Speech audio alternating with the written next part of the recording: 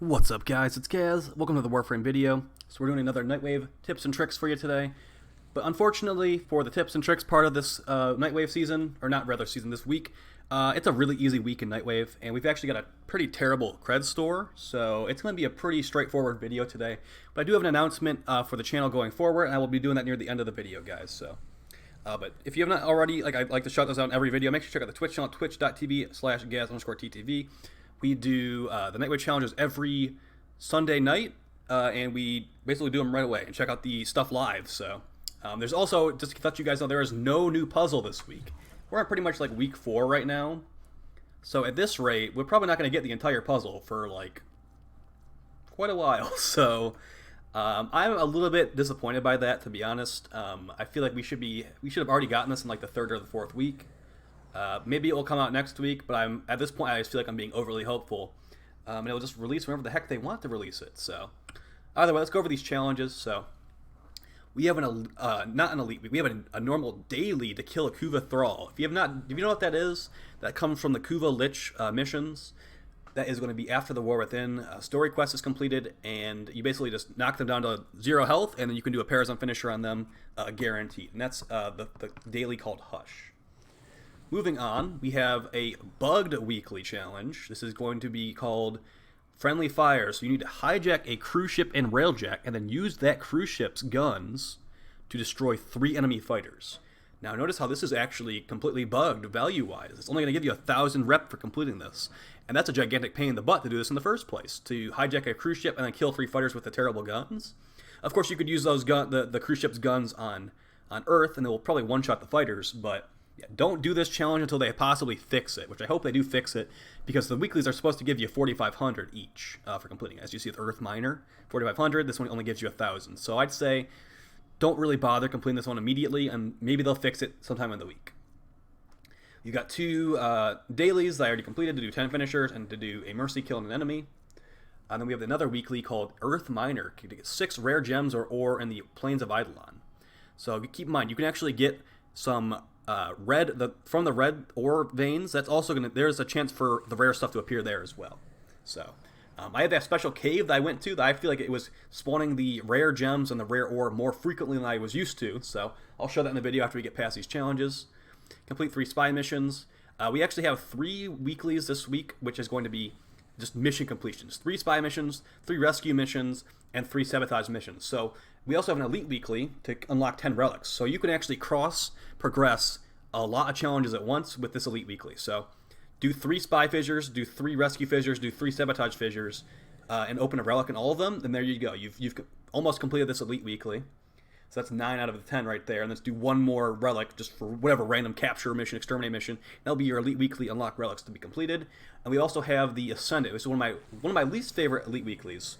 To complete 4 Halls of Ascension on Lua. That's going to be, they're basically like these random challenge rooms that appear throughout the Lua map. I'd recommend doing it on Plato, the exterminate mission, because we are doing it on the capture mission, and only like 1 challenge room would appear at a time. But on Plato, we actually got 3 to appear in the same mission. So I'd say do that one first. And as far as explaining every little challenge for the challenge rooms, I'd recommend checking out the wiki for that, because they have actually a in-depth explanation on all of them. Then we're going to have the cred store here. The cred store is pretty much garbage this week, in my opinion. So we have the evergreen stuff at the top. By the way, guys, I haven't really mentioned this before. I do recommend that new players mostly spend their Nightwave creds on Nightane extract, because this is one of the main places to get this in the entire game, and it's actually a pretty fair payout of, you give them 15 creds, you get 5 Nightane. Some of the other stuff, like an Auric Catalyst for 75, that's pretty much 20 plat right there that you're trading 75 Nightwave creds for. I don't think it's a very good value. You could actually just do some trading, maybe open some, do that 10 relic elite weekly, sell some of those prime parts, get the 20 plat from trading, and then just buy the Orc and Catalyst outright, and not use your precious Nightwave creds on this, because you can't actually buy 19 extract with plat. So keep that in mind. So I wanted to mention that briefly. So as far as good helmets, we have the Revenant Vania helmet, and we've got the Haro Suffragan helmet, 2 of my favorites for them. Especially because Revenant doesn't have any Tenogen still. I'm hoping that we get Tenogen for Revenant in round 19. I believe it's coming out in a couple months. We've also got the Nidus, both Nidus alternate helmets, so that's pretty nice. The rest of the stuff, it's subjective if you like it or not. I'd say the Revenant Vania helmet is a must for Revenant players. We have pretty much bad aura mods all around, besides maybe Energy Siphon. For a new player, make sure you get Energy Siphon. It will give you energy regen, which is not easy to obtain as a new player. We've got Shotgun Scavenger, Rifle Amp, Energy Siphon, as I said, and then Sniper Scavenger. So I'd say out of all 4 of these aura mods, just get Energy Siphon. Don't bother with the other ones. Rifle Amp can be kind of fun, but it's definitely not like a staple like Energy Siphon is. As far as weapon skins and mastery fodder, we have the new Piranha Sinoid skin. This is the second time it's come out this season of Nightwave, so maybe check that out if you want to get it. I'll probably just buy that right now, actually. All right, cool. And we've got a Desert Camo skin for the Toncore, the Grinlock Desert Camo skin, Plasma Sword Blueprint, and Ceramic Dabber Blueprint. These come from the Nightwave for mastery fodder, and also the normal glaive. And as far as augment mods, we have Shrapnel Rounds, who's actually here last week. Second time he's bringing it by, or she's bringing it by. I don't really think the Murloc's worth using, even the Vacor Murlocs, so I'm going to pretty much pass on this one. So, yeah, maybe someday in the future, but not right now. Double tap on the Latron. So, a lot of people do seem to like this one, but the way I look at it is like, I'm not going to use the Latron. I consider the Latron complete garbage. So I'm not going to really bother with this, especially with this 13-point mod.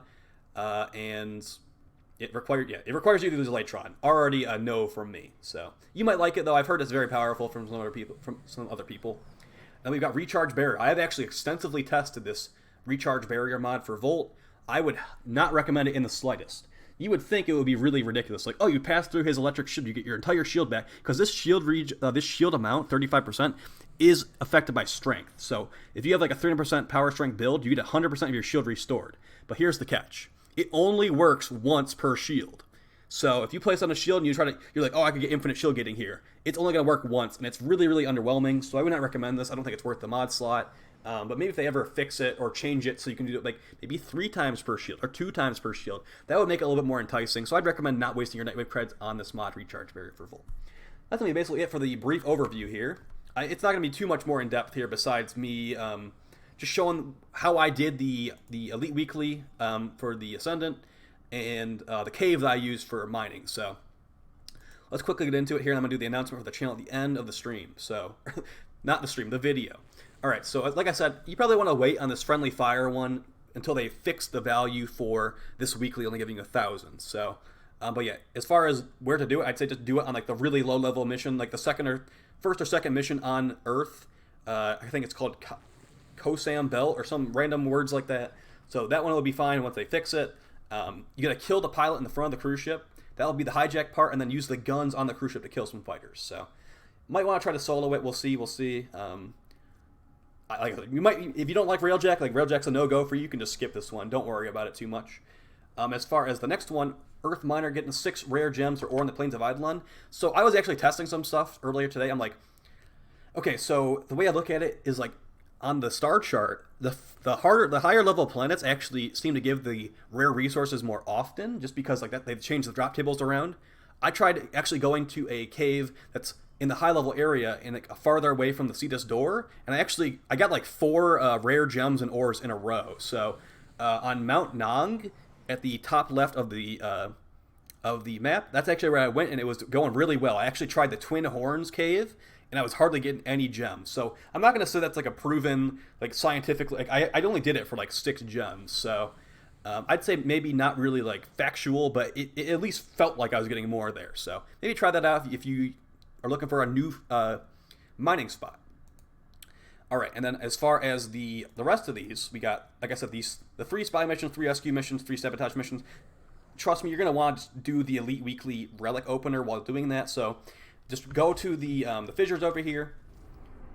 See if there is, like, we could probably just do it right. See, like right there, rescue fissures. Do 3 of those.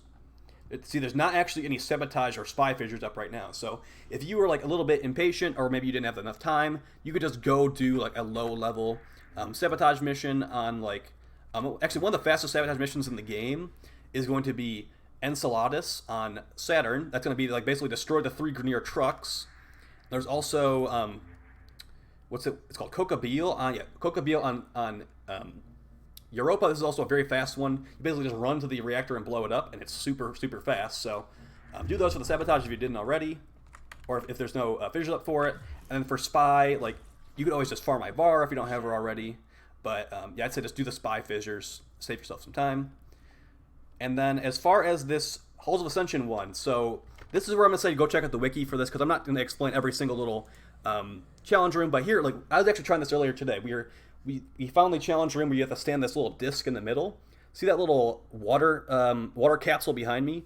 You basically just have to stand in the middle and like tank the lasers until the water capsule fills up. And it takes quite a while, but for some reason my Valkyrie was taking 0 damage, and it's not because of adaptation. You would think that the shield would actually be going down slightly because of adaptation, so I guess it was just like bugged, where I'm taking 0 damage. So basically, I'm in this room, just stand there with Valkyrie or stand there with whoever, and just have the water thing fill up all the way. Once it's fully filled up, it will actually unlock the floor, and you can get a rare mod at the end of it. So that's basically it. There's a couple others. There's one where you need to like drain your energy into the walls.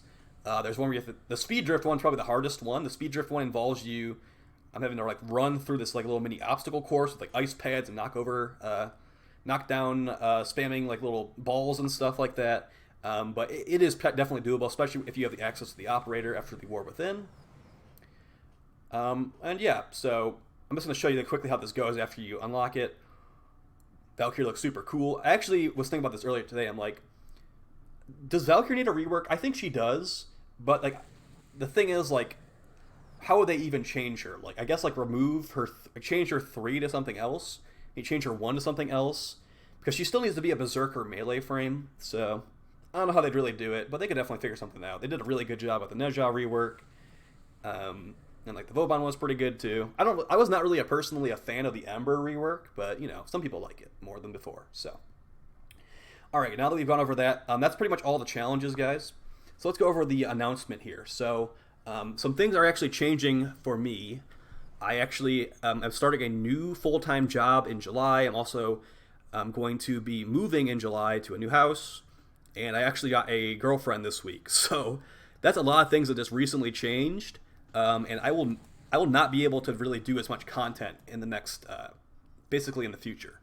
I'm going to try to keep the content somewhat regular for the rest of June, but after, when July starts, it's pretty much going to be, I don't know how regular the videos are going to be, to be honest, or the streams. So I wanted to just let you guys know that I do consider this channel to be like a bit of a vlog channel, in addition to like trying to get good builds and good information out to you guys. So I'm not going to completely abandon the channel, but it will definitely be less frequent content. I'll be playing the game a lot less too, so yeah, that's just letting you guys know, like, I need to do it. Like that's just something that needs to happen. And if I'm working all day and I come home and I want to like hang out with my girlfriend, or if I don't have time to like game or something like that, that's the channel's going to suffer. So I do appreciate everyone that's been supporting the channel.